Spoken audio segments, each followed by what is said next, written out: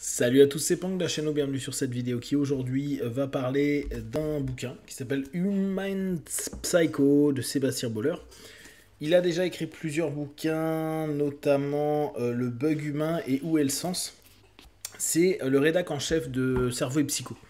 Il est, je trouve, vraiment intéressant et je vous invite à le bouquiner si vous aimez bien. Déjà un livre un peu dark, parce que il montre à quel point l'humanité, possiblement un gros psychopathe vis-à-vis de notre nature, vis-à-vis de notre planète.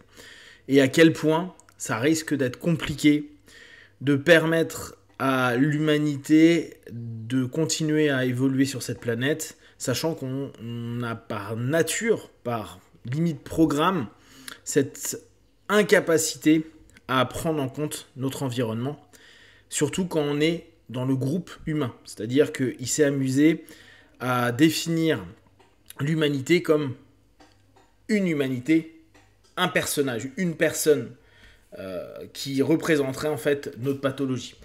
Bien sûr, hein, au niveau micro, au niveau personnel, c'est un peu différent, mais c'est vraiment l'intelligence globale, les comportements globaux qui amène aujourd'hui là où on en est au niveau de la planète.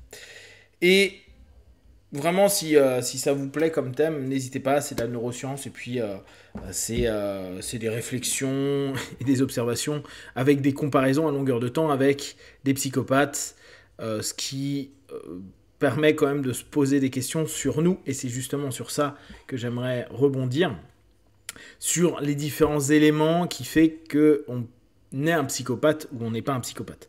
Il semble qu'il y ait 1% de l'humanité qui soit psychopathe, réellement reconnu. Ça tend à se développer un petit peu, et il y a plusieurs éléments, 4 en l'occurrence, qui mettent en avant la psychopathie.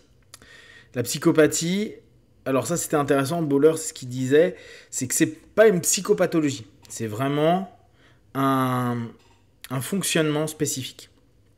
4 critères: l'ego démesuré, la capacité excessive de manipulation, le manque d'empathie et le manque de responsabilisation des choses. C'est toujours une idée de c'est pas ma faute, ou à la limite c'est toujours lié à quelque chose qu'on agit de telle ou telle façon.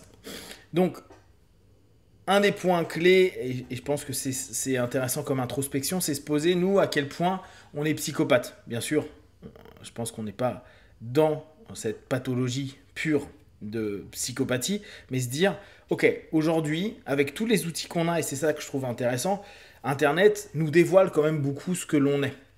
Quand on voit les réponses qu'il y a sur les réseaux sociaux, quand on voit les conflits, carrément les vagues de haine qu'il peut y avoir, d'indignation, d'attaque qu'il peut y avoir sur tous les réseaux qu'on connaît, Twitter, Facebook, Instagram, etc., etc., on se rend compte à quel point l'ego est quelque chose de présent, et à quel point on a du mal à admettre qu'on puisse avoir tort, surtout que on trouvera toujours, sur tous les thèmes, quelques thèmes vous preniez, des gens qui vont adhérer. Donc il y a des groupes qui vont penser comme vous, et comme on sait qu'on se biaise assez facilement, et surtout qu'on veut être confortable, on trouvera toujours des gens qui iront dans notre sens, et donc on pourra beaucoup plus se battre contre des personnes qui ne vont pas dans notre sens.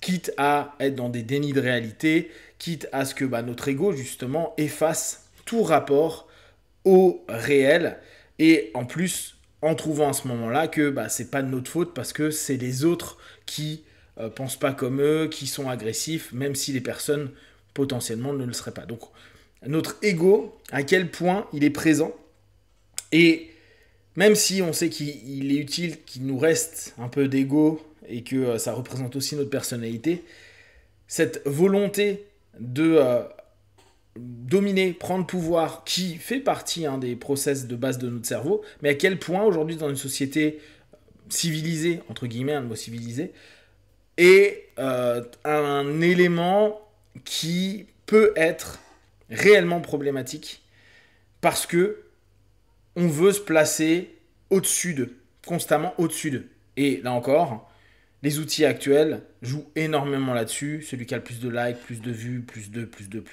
Toujours moi je. Donc, à quel niveau vous êtes au niveau égotique?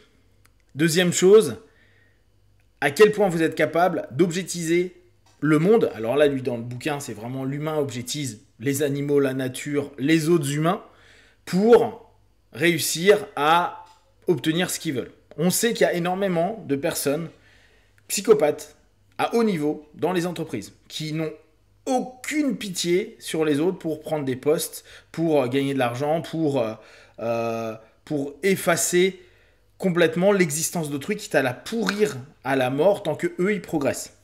Donc il parle de Madoff dans le livre, mais on en a plein, des gens qui sont vraiment des psychopathes, des mecs, c'est des oufs, et qui n'ont pas une seule empathie, et surtout qui vont exploiter tout ce qu'il y a. Et nous, bien sûr, l'entité humaine, c'est ce qu'on fait.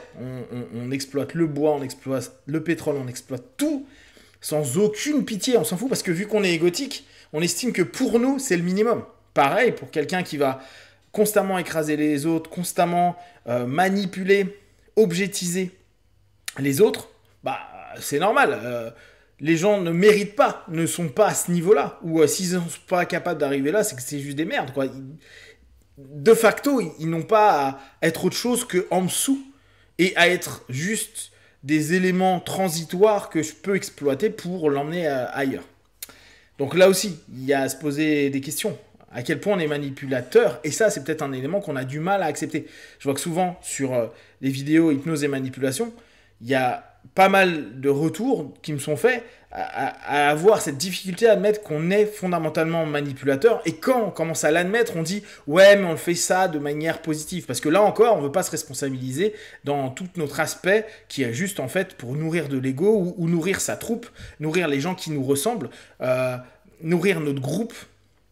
Et ce qui est assez intéressant, et là on passe sur un autre élément, c'est le psychopathe manque cruellement d'empathie. Il n'y a pas d'empathie, quoi, en fait, ouais, il manque d'empathie, ou il peut avoir une empathie hyper sélective, que les gens qui me ressemblent, que les gens qui sont comme moi. Mais si on prend un pur psychopathe, logiquement, il a zéro empathie. Ce qui est intéressant sur la partie de l'empathie, c'est que, je pense que pour moi, c'est l'élément que j'ai préféré dans l'ouvrage, c'est qu'il nous explique que naturellement, l'être humain va être en pâte avec les éléments qui lui ressemblent. Alors là, comme il dit, il ne faut pas que ça valide toutes les théories de racisme, de haine, etc., etc. Mais il disait, quelqu'un inconsciemment, quoi, bon, ils ont fait plein d'expériences dessus, les gens vont plus facilement avoir de l'empathie pour quelqu'un qui leur ressemble. Plus la personne va commencer à ne pas leur ressembler, moins ils sont en pâte. Et en gros, on fait mal à quelqu'un qui est proche de toi au niveau de la coloration de ta peau, au niveau de sa manière de s'habiller, etc., tu vas avoir plus de réponses neuronales de douleur que si c'est une personne qui n'a pas la même couleur de peau que toi et pas la même manière de s'habiller ou manière d'être à un moment donné. Donc, on a cette notion de sélection de l'empathie. Et ça, c'est un peu particulier parce qu'on entend toujours plein de personnes qui disent « je suis hyper empathe », mais tu es hyper empathe par rapport à quoi? Est-ce que tu as une empathie universelle ou est-ce que tu as une empathie sélective à un moment donné? Et apparemment, on est pour la majorité d'empathie sélective pour une raison toute conne. C'est parce que on voulait que nos gènes continuent à survivre, qu'on protégeait ceux qui nous ressemblaient le plus, parce que potentiellement, ça pouvait être nos enfants, etc. etc. Donc voilà, ça, c'est un élément vraiment intéressant, je vous invite à lire. Et enfin, le dernier aspect où il faut se poser des questions, c'est quel niveau de responsabilité on a, ou à quel point on arrive à être agentique, c'est-à-dire l'expérience de Milgram. En gros, c'est pas moi et c'est pas de ma faute, c'est parce que mon N+1 ou mes parents ou la société m'a dit de faire ça, donc je l'ai fait. Et moi, en fait, je suis juste un agent de cet élément-là. C'est pas moi, dans ma personnalité propre, qui ai décidé ça. C'est parce que c'est mon job, c'est parce qu'on me l'a demandé et on sait ce que ça a donné, notamment avec tous les camps qu'il peut y avoir de concentration, bien sûr, avec les nazis, mais on l'a eu partout dans le monde, avec les maoïstes, on l'a eu partout au Cambodge, etc. etc. Donc, à quel point on prend de la responsabilité, là, en l'occurrence, par rapport à la planète, mais de façon générale dans notre quotidien, sans avoir à se défendre par rapport à c'est à cause d'eux ou parce qu'on m'a demandé. Je vous invite vraiment à lire ce bouquin. Si vous avez des questions, des remarques, partagez sur Facebook, YouTube. J'y répondrai le plus rapidement possible. Et comme d'habitude, de tout ce que je propose, ne prenez que ce qui est bon et juste pour vous tester, observer, analyser et conclure. Be one. Ciao!